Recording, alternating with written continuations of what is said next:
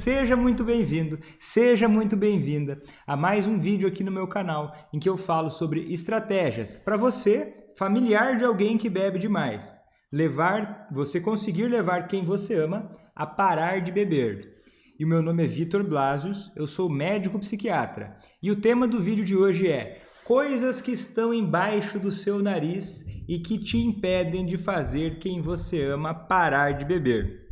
Mas eu vou tentar iluminar esse caminho, porque enquanto elas acontecerem, enquanto essas coisas continuarem acontecendo, enquanto você continuar tomando essas atitudes, que eu vou dar vários exemplos aqui hoje, essas atitudes não são pequenas coisas. Elas parecem que são pequenas coisas, mas no fim das contas elas fazem uma diferença imensa e elas podem ser o fator predominante que está impedindo você de fazer a pessoa que você ama parar de beber. E o que é esse atalho? Vamos dizer assim, um atalho, né? Vou te mostrar aqui um atalho, um caminho que leva você a fazer quem você ama parar de beber. São coisas que você hoje minimiza, que a sua cabeça hoje talvez esteja minimizando. Por exemplo, vou dar um exemplo para esclarecer isso. Eu tenho uma aluna minha que pagava a conta do celular do filho. O filho gastava todo o dinheiro dele com bebida. Aí ele não tinha mais dinheiro para pagar a conta do celular, ele ficava angustiado, ia lá, conversava com a mãe dele e pedia para ela pagar a conta. Ela, sem pensar, pensava, poxa, meu filho está precisando de dinheiro para pagar a conta do telefone dele, o telefone dele é importante, então eu vou lá e pago a conta do telefone dele. Será que isso está ajudando? Isso que eu vou falar, coisas desse tipo, será que estão ajudando esse tipo de coisa? É sobre isso que a gente vai falar aqui hoje. Aí tem outras pessoas que dizem assim, Vitor, eu sou facilitadora. Não sei se você sabe o que é facilitador. Facilitador é um termo que chamam para dizer a pessoa que facilita o consumo de álcool para o alcoolista. É aquela pessoa que compra bebida para ele, que dá para ele bebida, enfim, que faz com que alimenta a dependência do alcoolista. E daí a pessoa diz assim, Vitor, eu sei que eu sou facilitadora, mas... É tipo aquela coisa assim, dizer, eu sei que eu sou o culpado, mas eu sou inocente, sabe? São ideias opostas. Se você olha, eu sei que eu sou facilitadora, mas pode parecer que é uma coisa pequena. Pode parecer que é uma coisa sem importância, mas eu vou te mostrar qual é o impacto disso real. Eu não estou dizendo aqui, tá? Que duas coisas eu não estou falando aqui. Eu não estou falando aqui que é para você ferrar com o alcoolista e não colaborar com ele em nada. Não é isso que eu estou falando. Não é sobre isso que eu estou falando, tá? Isso é para ficar bem claro. E a outra coisa que eu não estou falando é que o alcoolista percebe essa dinâmica. Ele muitas vezes não percebe que acontece isso. Ele não percebe que ele está se permitindo se deixar ser influenciado por você também a deixar o alcoolismo continuar rolando solto. Ele não faz isso para sacanear. Não é uma coisa assim, clara. Não, é verdade. Por exemplo, o filho dessa mãe que pedia para ela pagar o telefone para ela, não era claro na cabeça dele, eu quero que minha mãe continue custeando as minhas bebedeiras. Não era claro assim na cabeça dele. Isso é um processo que acontece, que são coisas, tá? que dentro do comportamento de beber, o comportamento de beber é o problema. A decisão de seguir se comportando assim é o problema. Não é o ato de beber em si que é o grande sintoma. Apesar de ele ser o pico do iceberg, apesar de ele ser a ponta do problema, é o que tem por trás disso. É por que essa pessoa decide continuar agindo desta forma. E existem algumas coisas que são paralelas a beber. Olha, Vitor, mas eu não dou dinheiro para ele comprar bebida. Existem uma série de coisas que são paralelas à bebida, que facilitam com que ele viva esse mundo de ilusão, achando que beber do jeito que ele bebe está tudo bem, achando que beber do jeito que ele bebe está tudo certo. E o que acontece? Na medida em que você paga uma conta para ele, por exemplo, enquanto ele está gastando o dinheiro dele com bebida, você está se tornando mais acessível para ele seguir bebendo. E olha, sabe, tem até um experimento que fizeram acho que foi uma empresa, que a empresa fazia o almoço das pessoas. Tá? Essa empresa servia o almoço para as pessoas. E eles perceberam que nessa empresa se consumia muito refrigerante. que era um consumo de refrigerante muito exagerado. E aí o que acontecia? O consumo de água era muito pequeno. E essa empresa queria desenvolver uma política para melhorar a saúde dos seus empregados. E o que ela começou a fazer? Olha o experimento que ela fez. Ela simplesmente... Daí tinha várias opções, né? Eu quero que você perceba... Olha, pensa um pouquinho comigo. Ela queria que os funcionários tomassem mais água e menos refrigerante. O que ela poderia fazer? O que uma empresa poderia fazer? Ela poderia, por exemplo, colocar cartazes na empresa dizendo que o refrigerante faz mal, que o mais saudável é tomar água. Mas tentaram fazer coisas assim em outras empresas, tem até pesquisa sobre isso, não fez tanta diferença. Aí o que essa empresa fez? E ela fez uma coisa que não custou muito e que não precisou conversar com ninguém. E aumentou drasticamente a quantidade de água que os funcionários passaram a beber e diminuiu drasticamente a quantidade de refrigerante que os funcionários passaram a consumir.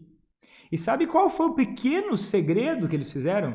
Foi uma coisa que se eu te disser você vai achar ridícula.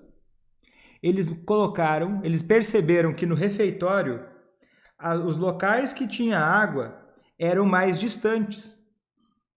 E os locais que tinham refrigerante eram mais próximos.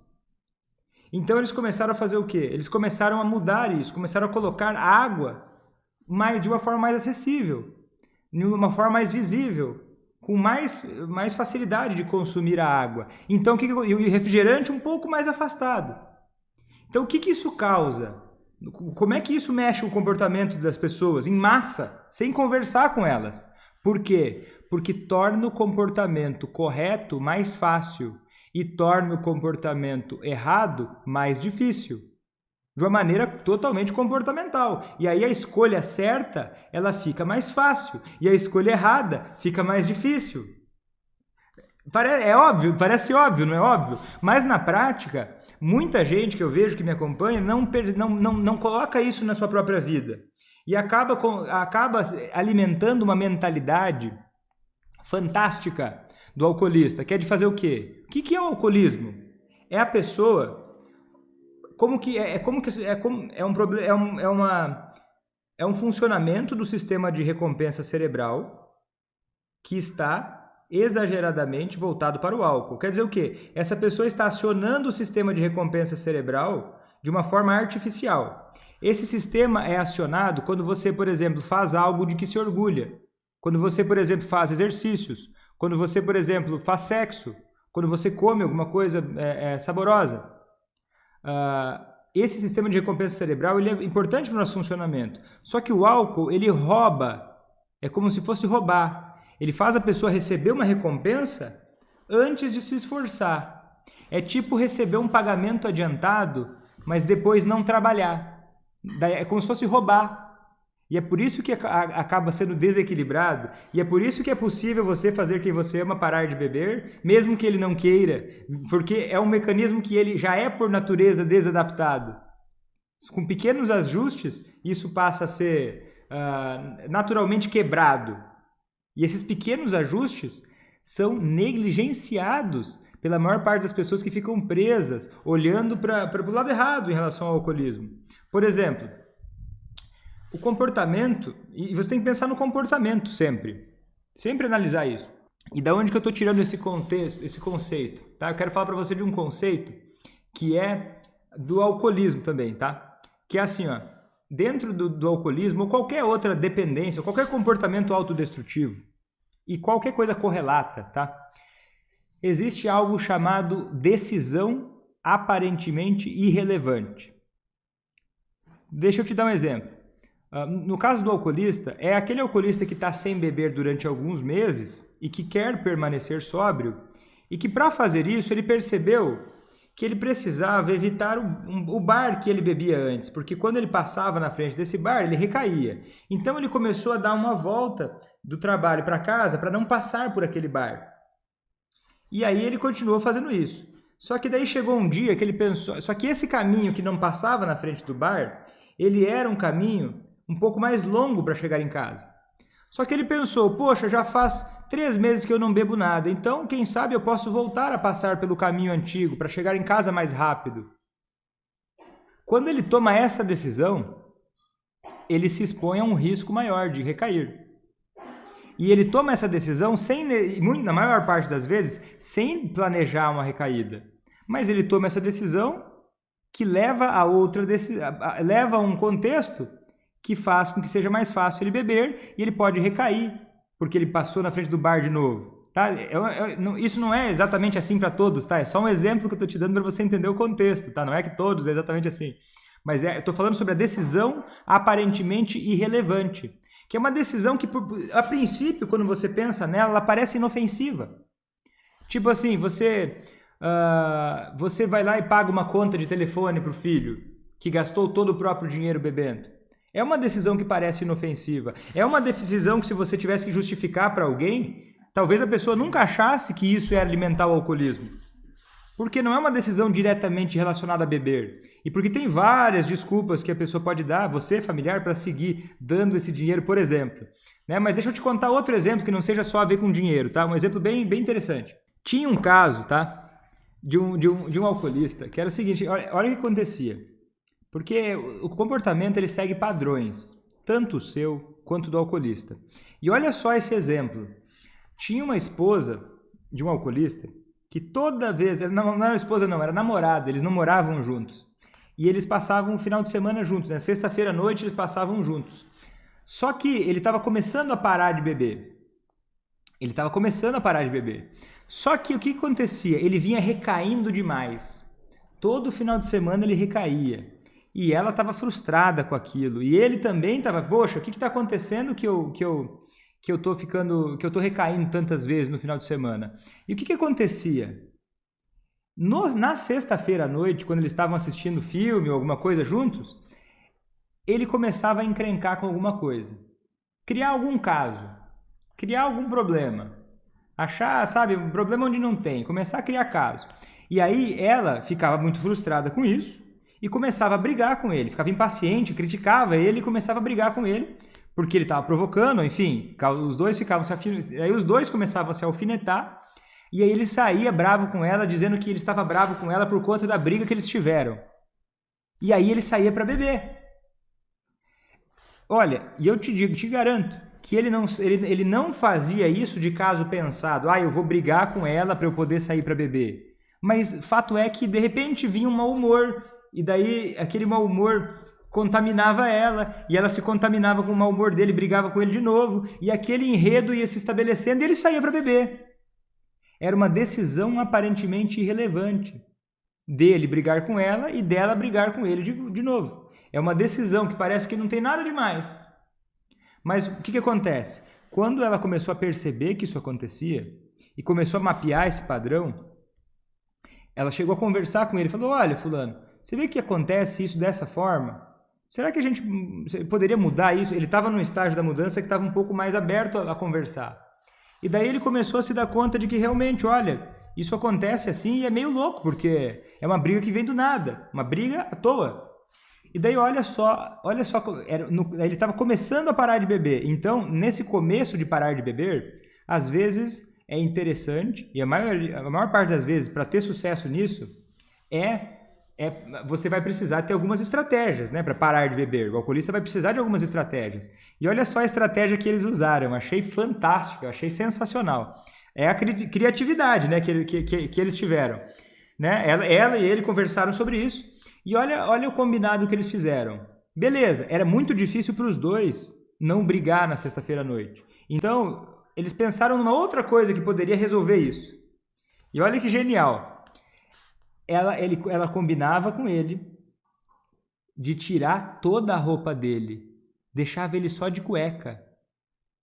E daí colocava a roupa dele na máquina de lavar roupa para lavar e secar. Eu não sei se você conhece essas máquinas, mas em geral leva mais de 1 hora. Leva quase 2 horas para lavar e secar. E durante essas 2 horas, ele estava de cueca e meia. Então quer dizer o quê? Ele estava na casa dela. Ele não ia sair para beber de cueca e meia. E o que acontecia? Durante essas 2 horas de intervalo, era o suficiente para acalmar os ânimos, passar a fissura, que no fim das contas o que tinha por trás disso era a fissura, que não estava sendo vista, que não estava sendo verificada, e aí passava a fissura, ele se vestia e era abraços e beijos e uma noite de romance. Porque não tinha, porque, claro, é muito louco isso, mas é o que é. O comportamento, a gente tem que olhar para ele, observar ele sem julgar, para a gente dominar esse comportamento. O ser humano é um animal, entende? E por isso que é importante. Por isso que cada decisão que você toma, se ela não for bem pensada, em relação a você e o alcoolista que você ama, você tropeça em coisas que estão embaixo do seu nariz, que poderiam ser vencidas de maneiras mecânicas.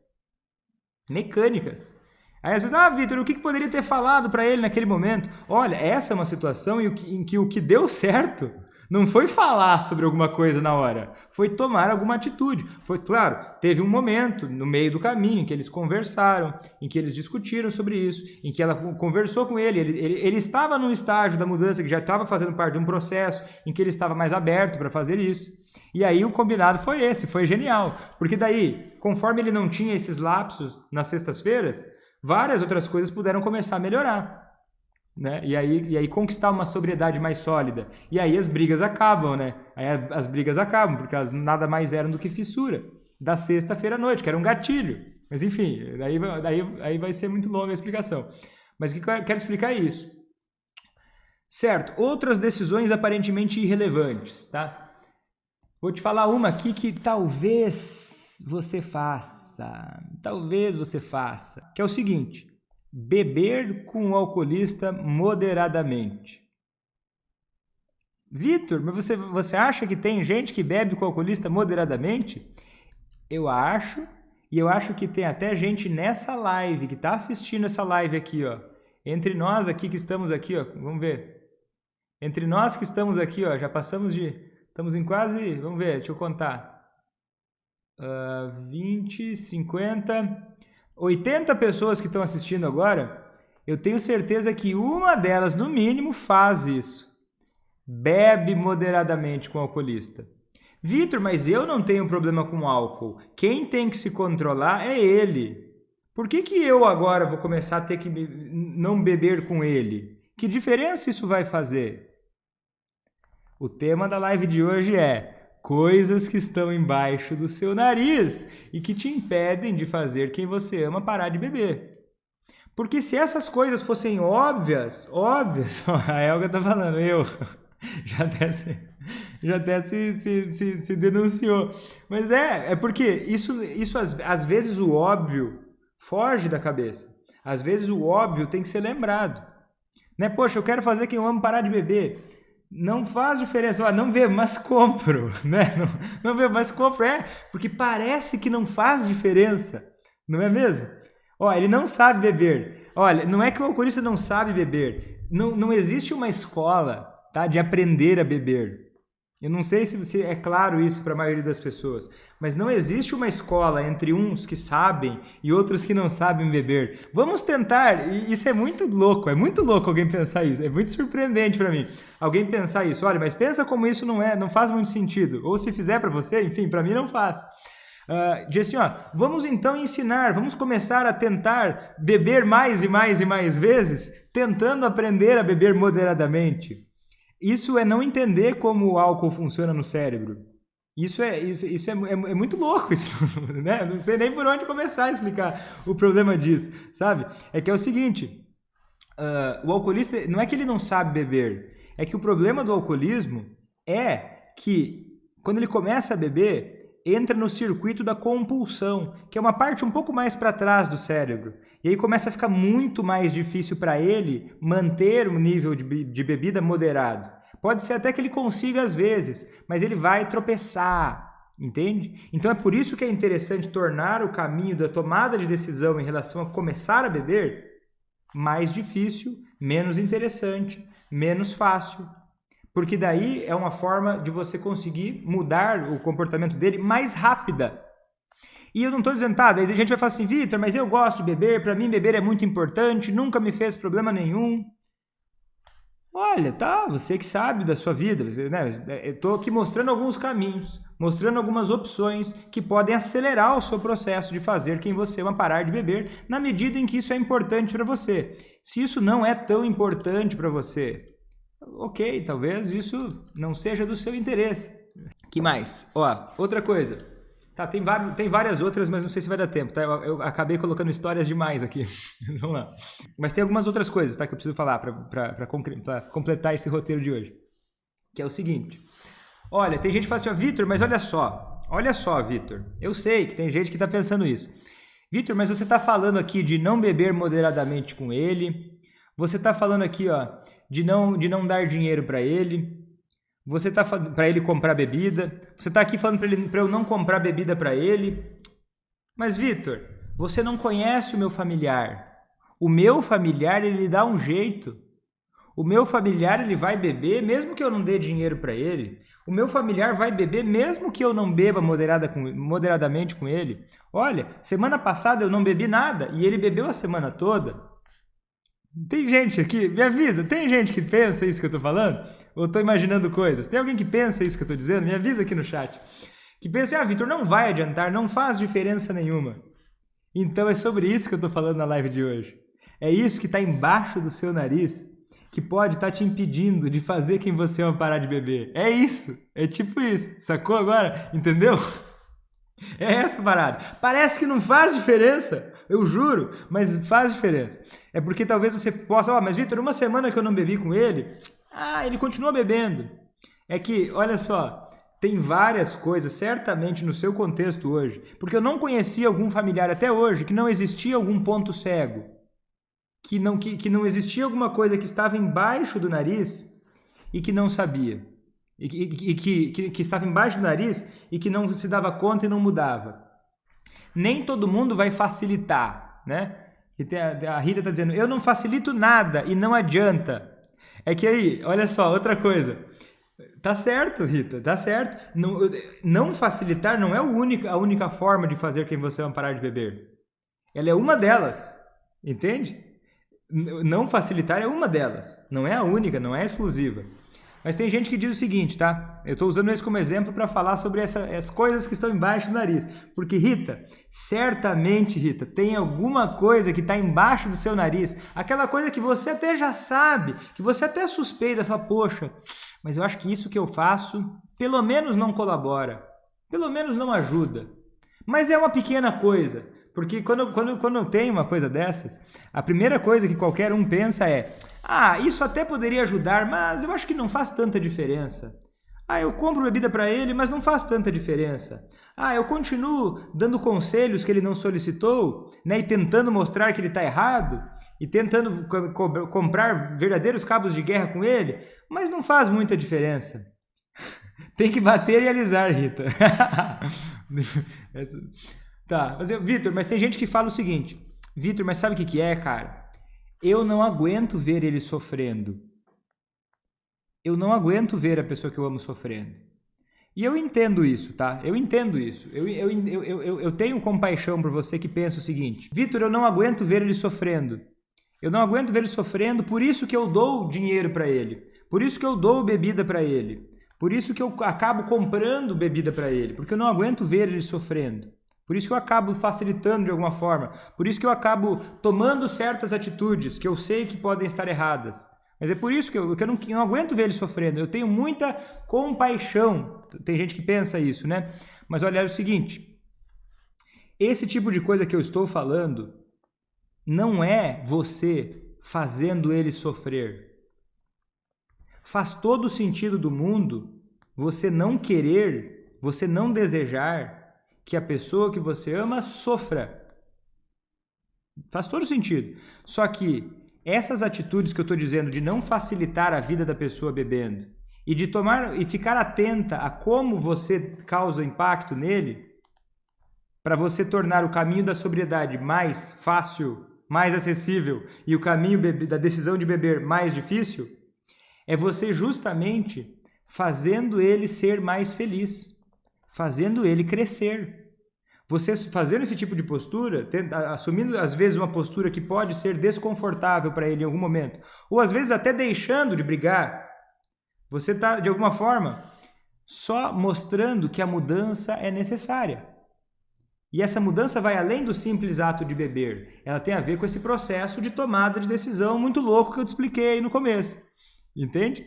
Olha só, o jeito errado é você pensar que só no álcool, que é só o álcool, só em ele não beber, sem se preocupar com os outros aspectos que tornam o comportamento de beber mais atraente. O jeito errado é você ficar pensando só no álcool, só o álcool. Ó, se eu não estou dando dinheiro para ele beber, já é o suficiente. Ou, se eu não estou facilitando para ele, já é o suficiente. A parada aqui, se você está começando a me entender, é uma estratégia geral. Exemplos são ferramentas. A estratégia geral é o que vai permitir você ter, que você ter abordagens infinitas de como lidar com cada situação no dia a dia. E é essa maturidade que você precisa para fazer que você não parar de beber. Essa malandragem, entender assim, beleza, eu não facilito, mas mesmo assim ele bebe. Tá, querido, querida, você não facilita e mesmo assim ele bebe. Ou você facilita e acha que isso não faz diferença.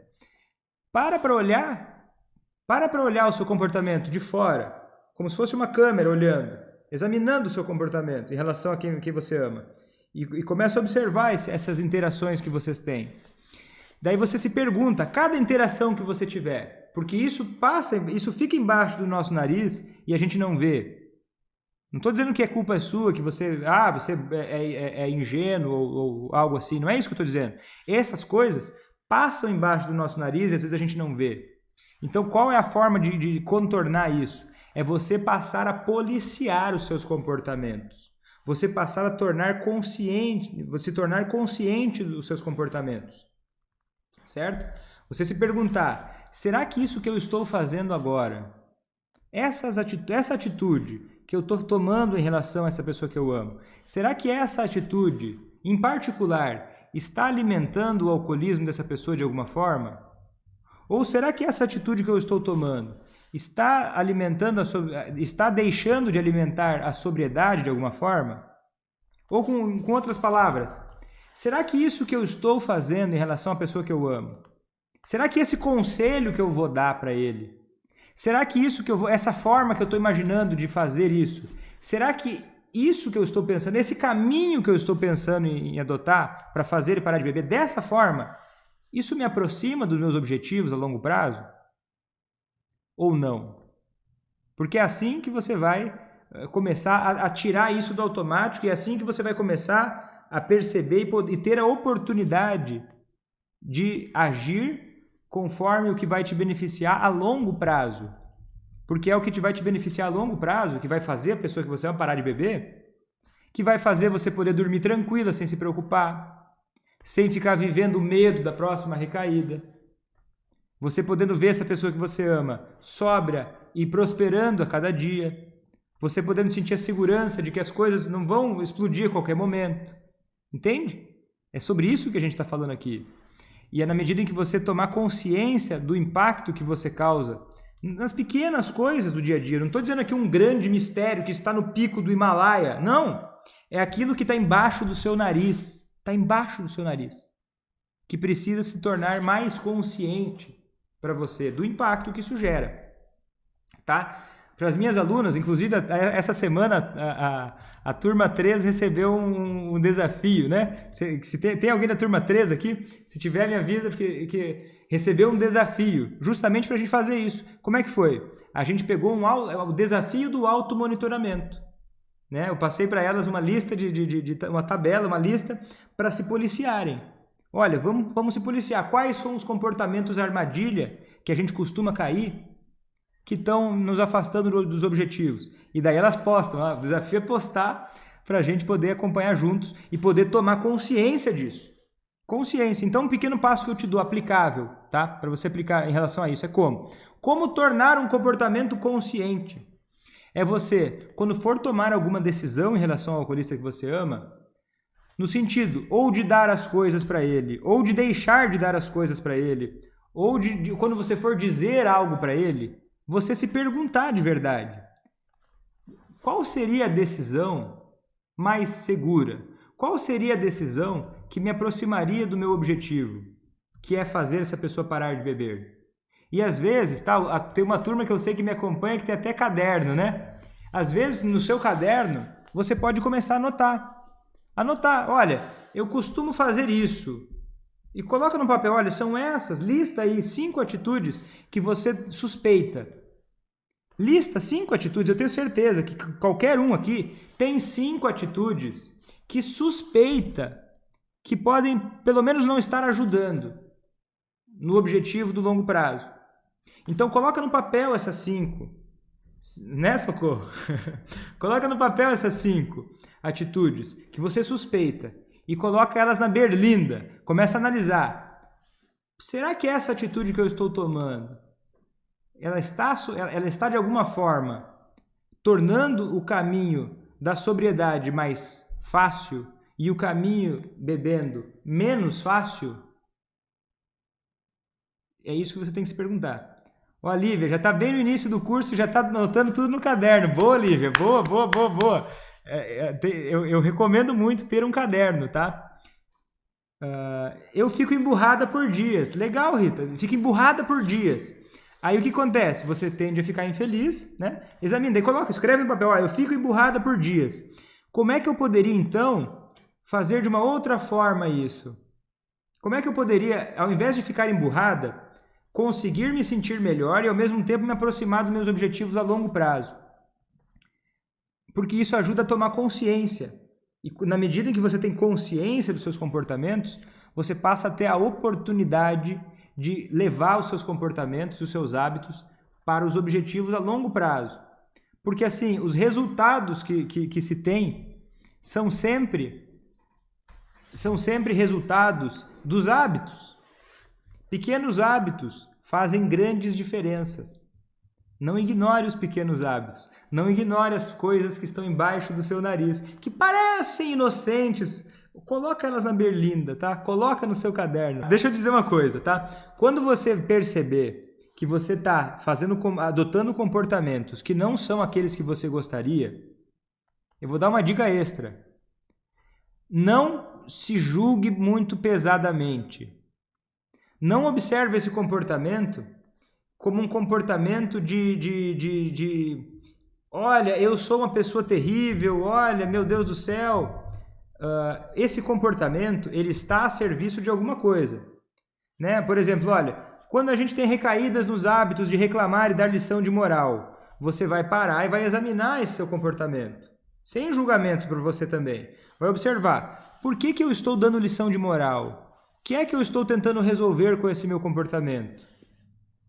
Às vezes é um sentimento, às vezes é uma necessidade que você tem, olha, às vezes é uma sensação de socorro. Por exemplo, eu reclamo e dou lição de moral. Às vezes é a forma que você achava que te traria mais segurança no passado. Eu achava que eu dar lição de moral nele ia resolver. E aí você começou a confiar nessa estratégia. O que você vai precisar fazer agora é perceber quando vem a ânsia de recair nisso e dar o salto de fé. Porque você só vai se sentir mais segura com os novos comportamentos na medida em que você adotar eles, sentir isso funcionando dia após dia. E aí vai vindo a confiança progressivamente. E aí você vai... Porque eu também, quando eu comecei o grupo EVA, lá que eu conto na minha história, né, de atender alcoolistas e dependentes químicos que não queriam parar de beber, quando eu tinha as minhas supervisões lá, o que acontecia? Eu comecei a aprender essas paradas, e o que acontecia? Eu também recaía. E quando eu via, eu estava lá falando para ele dos males do álcool, eu estava palestrando, eu também recaía. Mas o que eu fazia? Eu comecei a perceber, olha, quando eu vou recair, comecei a me atentar para como é que eu me sentia antes de eu recair nesse comportamento. E eu comecei, ao longo do tempo, confiar na nova estratégia. E tentar uma coisa nova dá um friozinho na barriga, porque a gente tende a querer voltar para o comportamento anterior, que era errado, mas era seguro. Né? Errado, mas era errado familiar. Então, quando você está começando a mudar, tenha essa paciência com você e persista e observe. Consciência, tá? Coloca na consciência que está acontecendo isso. Mantenha consciente, sem se julgar, sem se chicotear, mas mantenha consciente. Certo, gente? Então foi isso a live de hoje. Foi um grande prazer estar aqui com vocês. Eu vou ficando por aqui e até a próxima. E tchau!